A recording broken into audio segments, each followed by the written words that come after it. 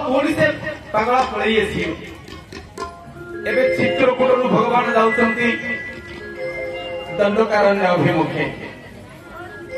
या ना कहीं दंडकारण्य कारण दंडक नामक दंड बोली जने राजा थिले से राज्य में शासन करुथिले। इक्ष्वाकुଙ୍କ वंशରେ ତାଙ୍କର जन्म थिला। गुरु शुक्राचार्यଙ୍କର झियो गुरु शुक्राचार्यଙ୍କର सान झियो विरजाକୁ दिने जबरदस्त तार सतीत्व लुंठन करने द्वारा शुक्राचार्य तांको भस्मीभूत करथिले अभिशाप एवं अभिशाप देथिले। आज थारु ए दंडक गोटे अरण्य परिणत होइजिवो। एठी कोनोसी प्रकार जनबसति हेब नाही एवं ए माटीटा कलुषित होइजिवो। एठी जो लोक आसीबे सबु लोकंकर चिंता चेतना कलुषित होइजिवो एवं शुक्राचार्यकर अभिशाप क्रमे ताहा अरण्य परिणत होगला। से जनपद ता नाहिला दंडकारण्य। दंडकारण्य गोदावरी नदी तटरे पंचवटी नामक गोटे स्थान रे भगवान बसति स्थापन कले। किंतु सेतिकी बेले भगवान को परीक्षा करिवा पई आसीथिले चारि जन चरित्र रूप बदली आसीथिले। आपण अरण्यकांड में देखिए आमको अरण्यकांड कौन शिक्षा दिए? भगवान दरबार को भगवान मंदिर को भगवान आध्यात्मिक जगह को आपण केमिति जीवे सजेई रजेई हेई जो मैंने भगवान दरबार को जानती मने रखिथिबे माँ माने मन रखिथिबे बापा माने सजेई रजेई हेइला मनुष्य को भगवान घृणा करती भल पाती नहीं दंड दियती। उदाहरण दंडकारण्य भगवान राम लक्ष्मण सीता थिला बेले चित्रकूट को लागिके होउछंती दंडकारण्य। इंद्रकर पुत्र जयंत नामक ताकर गोटे पुओ से जयंत काऊ विषय आसिकी खुंप मारिथिला काहकु सीतांकु।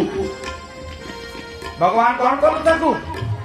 भगवान ता आखिटा को फोड़ी देले कुश उपरे एवं सेई दिन ठारू आज पर्यंत सबु काउकर बाखिटा होची कोणा। द्वितीय चरित्र रूप बदली आसीथिले। द्वितीय चरित्र के रूप बदली आसीथिले? शूर्पणखा। हइलो शूर्पणखा तो स्वामीटा मरी जाइछि। तो स्वामी कौन? विदुत सिंह जे रावण भिणई थिले। विदुत सिंह को मारी थिले रावण। मु केबे आसिले कहिबी काईके तांको भौनी को से विधवा करिथिले रावण। आज भी कहि दोती संक्षिप्त ए विदुत सिंह होउछे अति सुंदर पुरुष। शूर्पणखा बहुत बाछु थिला। संसार में जो झियो बहुत बाछे तार अवस्था शूर्पणखा करी। तो जेते पुरुष आसिले समस्त को प्रत्याख्यान करुथिला। सेदिन मंदोदरी रावण को गोटे प्रस्ताव देले कि मो हिसाब रे मो देखांतरे आम लंकापुरी रे सबुठारु सुंदर पुरुष जणे अछि ना किए ना तारा विद्युत जीव। ठीक अछि ता ना काई विद्युत जीव से ब्रह्मा को ठारु गोटे बर पाइथिला। जहा को से मारिबा को चाहे ता नाटा को से हाथ रे लेखिके ता जीवरे चाटी दियाला पर से मरी जा। अर्थात बिजुली का जेति बिजुली चक्करी मारी दे से चाटी देला माने से लोकटा मरिबो। एंती गोटे अभिनव वर से पाइथिला। किंतु देखिबा पे गोटिए चाउल रे गढा ना होची विद्युत जीव। रावण भाबिले कहले एई विद्युत जीव को ठीक अछि काली ताकू डाक। सकाळु डकाला विद्युत जीव को। रावण देखिले सतरे बहुत सुंदर मो झियो मो भौणी रो ये उपयुक्त वर। हइलो शूर्पणखा राजी तो पूरा राजी माने मो राज्य बड़ आहुर अधिक बाहा कर देले। रावण को भारी सन्देह कहले मो स्त्री मंदोदरी सी हम नणंदे मंदोदरी मत कौन कहला कहला लंकागढ़ सबुठारु सुंदर युवक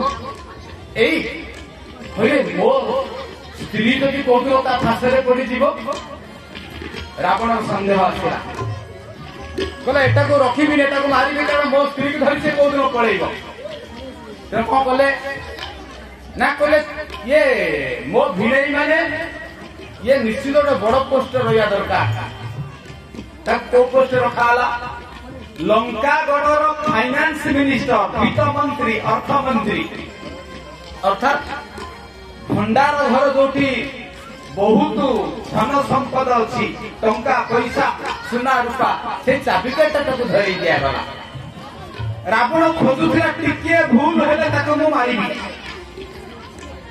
कारण तार सन्देह था मो स्त्री जहाँ नाटा को सर्टिफाई करी से कोदिन तार चक्कर में पड़ी तो कौन कले ना से दिन विद्युत जीवकर दुर्भाग्य से दिन विद्युत जीव कौन कर भारी लोभ गला कारण से गोटे धनी घर पिला नथिले से दिन कौन कर भंडार घरे स्टोर हाउस रे से सबुठारु गोटे दुर्मूल्य गोटे अमूल्य बहुत मूल्यवान गोटे मणिटे कहले यहाँ आज की नहीं मु शूर्पणखा को देवी मो स्त्री की देवी एटा हजे पोड़ा मुहा जदि नेलु नेलु रावण को देखे कि नहीं खातु ताकू से लुचई की नहीं जाऊला सबुदिन स्टोर हाउस चाबिटा को से रावण को समर्पण करी जाए ता भाग्य खराब से दिन रावण को जो चाबिकाठी स्टोर हाउस बढ़े के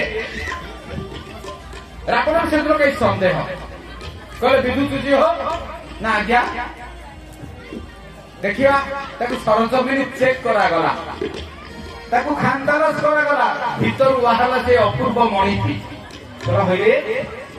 तू भंडार हाउस मालिक तोते विश्वास को चाबी काटी देती तू या करूचु आउ किसी कथा नहीं सुजोग मिलगला कौन टे डाको ना कौन टे अभाव देखिले से मारियो खंडाटा धरी रावणर खंडा ना कौन चंद्रहास ए चंद्रहास खंडाटा को धरी कौन कला सीधा बुलेई देला मुंड गंडी अलगा विद्युत जो मरीगला शूर्पणखा विधवा होगला आपण माँ मैंने शुणी आश्चर्य हे शूर्पणखा जी शकुनी सी जो दिन शूर्पणखा विधवा है से दिन शपथ कला भाई मु विधवा हवार प्रतिशोध लेबी मुहरे हस भितरे विष हेबी लोक समस्ते जानवे मो भाई भाई मु कांदुची कि ना मु प्रतिशोध लेबी कांदिबा लुहर आड़ू आड़ भितरे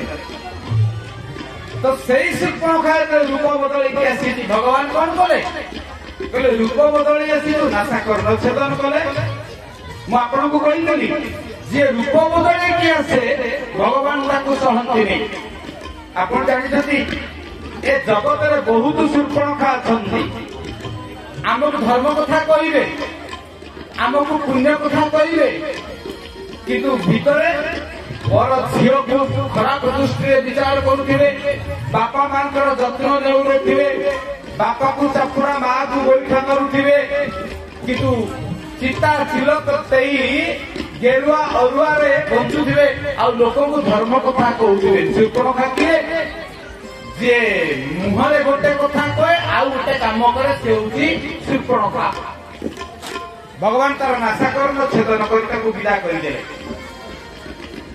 तृतीय चरित्र किए ना तृतीय चरित्र आसी हेम हरिणी रूप मारीच हईरे मारीच जदि भगवान पाखक आसिल निजर रूप बदल कहीं आसिल हरिणी वेश भगवान मारिले चतुर्थ चरित्र अरण्यकांड किए रूप बदल आसी निजे रावण रावण आसिले कौ रूप ना माया जति वेशरे साधु वेशरे ब्राह्मण वेशरे मले भी तो माँ मैंने बापा मैंने कौन कही ଅରଣ୍ୟକାଣ୍ଡରେ 4 ଜଣ ଚରିତ୍ର ରୂପ ବଦଳେଇକି ଭଗବାନଙ୍କ ପାଖକୁ ଆସିଥିଲେ, କେହି ଜଣେ ବଞ୍ଚିଲେନି। କେବଳ ଶୂର୍ପଣଖାକୁ ଛାଡ଼ିଦେଲେ ଆଉ କେହି ବଞ୍ଚିଲେନି। ଅର୍ଥାତ୍ ଶୂର୍ପଣଖାକୁ ନାସାକର୍ଣ୍ଣ ଛେଦନ କଲେ, ଇନ୍ଦ୍ରଙ୍କର ପୁତ୍ର ଜୟନ୍ତର ଆଖି ଫୁଟେଇ ଦେଲେ, ମାରିଚକୁ ଆଉ ରାବଣକୁ ମାରିଲେ। ଅରଣ୍ୟକାଣ୍ଡର ସାରାଂଶ କଣ? ଭଗବାନଙ୍କ ଦରବାରକୁ ଯଦି ଯିବା ଶୁଦ୍ଧ ବେଶରେ, ସାତ୍ବିକ ବେଶରେ, ନହେଲେ ଯିଏ ବେଶ ବଦଳେଇକି ଯାଏ, ସଜେଇ ମଜେଇ ହେଇକି ଯାଏ, ତାର ଅବସ୍ଥା କଣ ହୁଏ? ଇଏ ହଉଛି ସେଇ 4ଟି ଚରିତ୍ର ଆମକୁ ଶିକ୍ଷା ଦିଅନ୍ତି। କିନ୍ତୁ ସେଇ ଅରଣ୍ୟକାଣ୍ଡରେ 2 ଜଣ ଚରିତ୍ର ଆସନ୍ତି, ରୂପ ବଦଳେଇକି ଆସନ୍ତିନି। କିଏ ଆସନ୍ତି ନା, ଜଣେ ହେଲେ ଶବରୀ, ଆଉ ଜଣେ ହେଲେ ଜଟାୟୁ। ସୀତା ହରଣ ପରେ ଏ 2 ଜଣ ପ୍ରଭୁ ତାଙ୍କ ପାଖକୁ ଯାଇଛନ୍ତି। ଏଇ ଯୋଉ 4 ଜଣ ପ୍ରଭୁଙ୍କ ପାଖକୁ ଆସିଛନ୍ତି, କିନ୍ତୁ ପ୍ରଭୁ ଯାଇଛନ୍ତି ତାଙ୍କ ପାଖକୁ। ଶବରୀ ପ୍ରଭୁଙ୍କ ପାଖକୁ ଆସିନାହାନ୍ତି, ଶବରୀ ପାଖକୁ ଯାଇଛନ୍ତି। ଲକ୍ଷ୍ୟ କରିଥିବେ ମାମାନେ, ଭଗବାନ ସବୁଠୁ ନିକୃଷ୍ଟ କୂଳରେ 2ଟା ଜୀବ ଜନ୍ମ, ଗୋଟେ ଶବରୀ ଆଉ ଗୋଟେ ଜଟାୟୁ। ଆମେ ମନ୍ଦିରକୁ ଯାଏ, କିନ୍ତୁ ଭଗବାନ ତାଙ୍କ ପାଖକୁ ଆସିଛନ୍ତି। କାରଣ ଅରଣ୍ୟକାଣ୍ଡ କହେ, ଯିଏ ରୂପ ବଦଳାଏ ନା, ଯିଏ ଶୁଦ୍ଧପୂତ ଭାବେ ଭଗବାନଙ୍କୁ ଡାକେ ନିର୍ମଳ ଭାବେ। କେମିତି? ନିର୍ମଳ ମନ ଜନ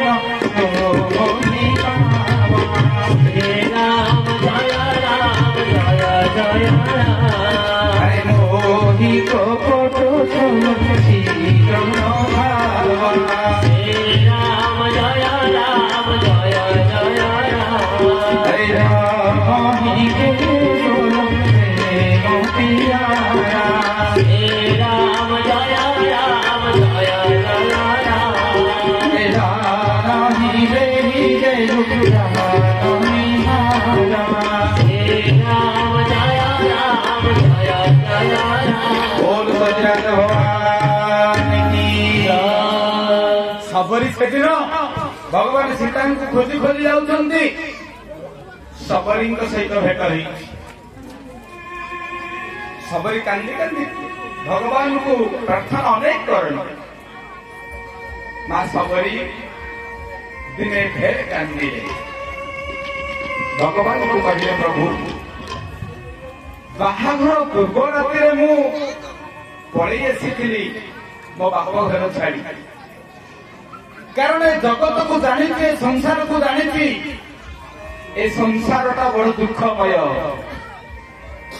କେବଳ ପରମ ସୁଖ ମିଳେ ଆପଣଙ୍କଠି, ଭଗବାନଙ୍କଠି କେବଳ ପରମ ସୁଖ ମିଳେ। ଆପଣଙ୍କୁ ଟିକେ ଦର୍ଶନ କରିବି, ଏ ଚର୍ମ ନେତ୍ରକୁ ପବିତ୍ର କରିବି। କୈଶୋର ବୟସରେ ମୁଁ ଆସିଥିଲି, ମୋ କୈଶୋର ଗଲା, ମୋ ଯୌବନ ଗଲା, ମୁଁ ବୁଢୀ ହେଇଗଲିଣି, ଆଉ ଦେଖାଯାଉନି, ଅଣ୍ଟା ବି ନଈଗଲାଣି। ମହାପ୍ରଭୁ, ହେ ଠାକୁରେ, ମୁଁ ଶବରୀ ବୋଲି ମତେ ଆପଣ ଘୃଣା କରିଛନ୍ତି କି? ନିଜ ଜାତିରେ ଜନ୍ମ ହେଇଛି ବୋଲି ଘୃଣା କରିଛନ୍ତି କି ନା? ମହାପ୍ରଭୁ, ମତେ ଆପଣ ଭଲ ପାଇବେନି, କାରଣ ମୁଁ ଗୋଟେ ଶବରୀ, ନିଜ କୂଳରେ ଜନ୍ମ। ଦିନେ ଢେର କାନ୍ଦୁଥିଲେ ଶବରୀ, ଆଉ କହୁଥିଲେ, ତୁମେ ମୋତେ ଭଲ ପାଅ କି ନ ପାଅ, ମୁଁ ତୁମକୁ ଭଲ ପାଉଛି। ତୁମେ ମୋ ହୃଦୟରେ ଭିତରେ ବାହାରେ, ତୁମ ପାଇଁ ବଞ୍ଚିଛି ପ୍ରଭୁ, ତୁମ ପାଇଁ ସିନା ବଞ୍ଚିଛି। ତୁମେ ମୋତେ ଭଲ ନ ପାଅ, ତୁମକୁ ଭଲ ପାଉଛି, ତୁମକୁ ଭଲ ପାଉଛି। ତୁମେ ମୋତେ ଭଲ ପାଅ, ତୁମକୁ ଭଲ ପାଉଛି।